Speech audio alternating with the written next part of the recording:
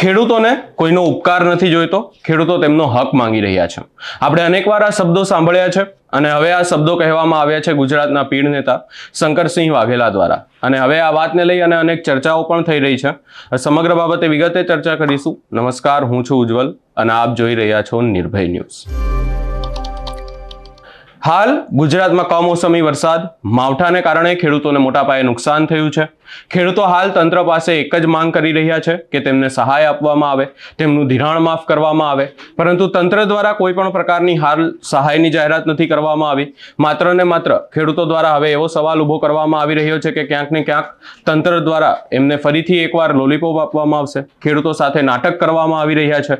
સર્વેના નામે ક્યાંક ને ક્યાંક ખેડૂતોને મૂંઝવણમાં મૂકવામાં આવ્યા છે.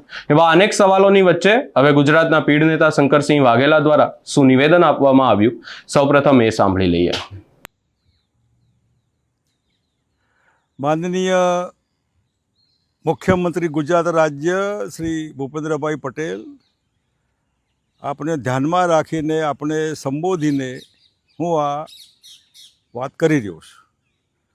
હું અત્યારે મારા પોતાના ખેતરમાં ગાંધીનગર, જેમાં પાછળ તલ સૂકવેલા છે, અહીં મગ, અડદ વગેરે વગેરે, મારી ગાયો માટે રાખેલું ઘાસ જે ભીનું થઈ ગયું છે વરસાદથી, એ પણ પાછળ સૂકેલું દેખાય છે.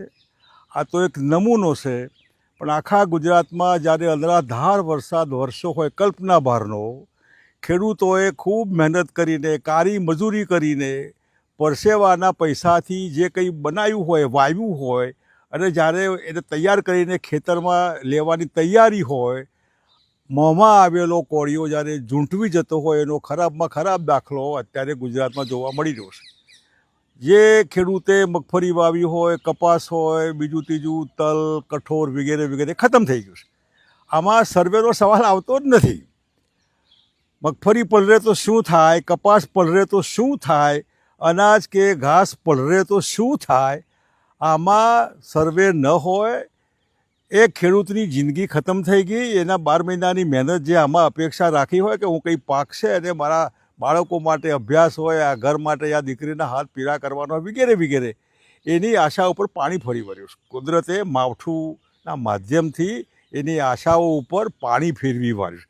એવા વખતે માનવતાના આધારે આ ગુજરાતનો ખેડૂત જે કાળી મહેનત મજૂરી કરીને જે પ્રજાનું પેટ ભરે છે, એની સામે માનવતાના આધારે કોઈ પણ જાતનું રાજકારણ રાખ્યા સિવાય, મારા તારા સિવાય, વગર વીમો છે કે નહીં, ફલાણું છે કે નહીં, સર્વે થયો કે નહીં, એના બદલે લમસમ એનો અભ્યાસ કરીને આમાં ખેડૂતોને 3000 કરોડની મગફળીનું નુકસાન થયું ને એ આધાર નહીં, પણ અમુક ખેડૂતને કેટલું થયું. જેને મગફળી વાવી હતી, ન વાવી હોય એને નુકસાન ન થયું એવું થોડું છે. જેને કપાસ વાવ્યો તો કપાસનું નુકસાન થયું છે.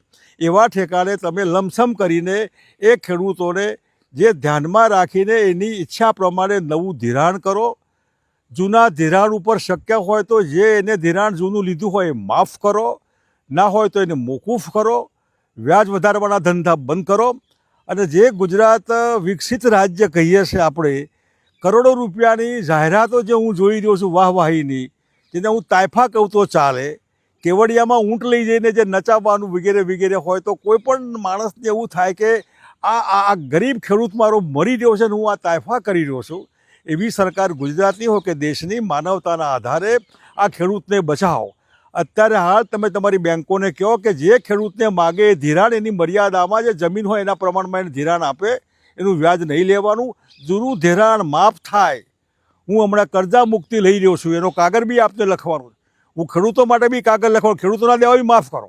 ગુજરાતમાં શંકરસિંહ વાઘેલા જે સરકારમાં હતા એને 72,000 કરોડ રૂપિયાના દેશના ખેડૂતોના લેણા માફ કર્યા હતા. આ તો સામાન્ય ગુજરાત છે, વિકસિત ગુજરાત છે. તમે વાહ વાહ કરી રહ્યા છો. જ્યાં જુઓ તો વાહ વાહ વાહ. તો કમસે કમ આ ખેડૂતોની આહ નહીં, એમની વાહ લ્યો. એના બાળકોની આહ નહીં, એમની બી વાહ લ્યો. એને પરિવાર છે, બાળકો ભૂખે મળતા હોય છે, અત્યારે કોઈ આધાર નથી. એવા ઠેકાણે એકમાત્ર આધાર સરકાર હોય. એવી સરકારના વડા તમે છો, તો કોઈપણ જાતના પોલિટિકલ ભેદભાવ સિવાય, કોઈપણ જાતના સર્વેના ચક્કર ફર્યા સિવાય ખેડૂત માગે એમ એને કરો. અને ખરીફ ખતમ થઈ ગયું. આમના રવિ પાકમાં પણ એને શું જોઈએ એ તમે તમારા કલેક્ટરનો, તમારા મામલતદારનો, તમારા ટીડીઓને, આટલી બધી દુનિયા મોટી છે, કહો ને બધાને. શેના માટે MP MLA બૂટ મોજા પહેરીને ત્યાં જવું છે ફોટા પડાવવા માટે? આમાં ક્યાં મત લેવાના છે? અને એટલા માટે તમે પૂરી સૂચના આપો. તંત્ર માનવતાના આધારે ખેડૂતની સામે લાગણી રાખીને તાત્કાલિક રીતે જોઈએ એટલું ધિરાણ આપે. જૂનું ધિરાણ જવા દે, માફ કરે. નવા ધિરાણ માટે જે કંઈ યોજના હોય એમાં તાત્કાલિક કરીને આ સર્વે વગેરે વગેરે જ્યારે થયા ત્યારે ખરું, પણ હાલ તો એને હાશ આપો. હું ઈચ્છુક તમે હાશ આપશો અને આ ચક્કરમાં પડ્યા સિવાય ખેડૂતની ઈચ્છા પ્રમાણે, એની માગણી પ્રમાણે ગુજરાત સરકાર રાહતરૂપ થશે એવી તમારી પાસે આશા રાખું છું. જય હિન્દ, જય ગુજરાત. અહીંયા શંકરસિંહ વાઘેલા દ્વારા સ્પષ્ટ કહેવામાં આવ્યું છે કે હાલ તંત્રને ખેડૂતોની વહારે જવું જોઈએ. કોઈ પણ પ્રકારનો સર્વે વર્વેનો નાટક ના કરવો જોઈએ. ખેડૂતોને સીધા જ પૈસા આપવા જોઈએ, સહાય આપવી જોઈએ.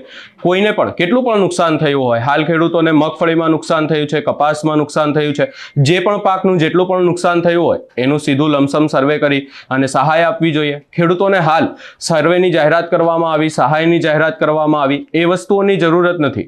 ખેડૂતોને હાલ કોઈ વસ્તુની જરૂર હોય તો એમના ખાતામાં ડાયરેક્ટ પૈસા આવી જાય અને ખેડૂતો એમનો ક્યાંક ને ક્યાંક ઉપયોગ કરી શકે.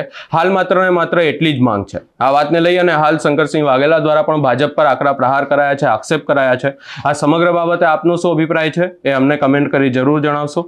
અમારી ચેનલ નિર્ભય ન્યૂઝને લાઇક, શેર, સબસ્ક્રાઇબ કરવાનું ભૂલશો નહીં.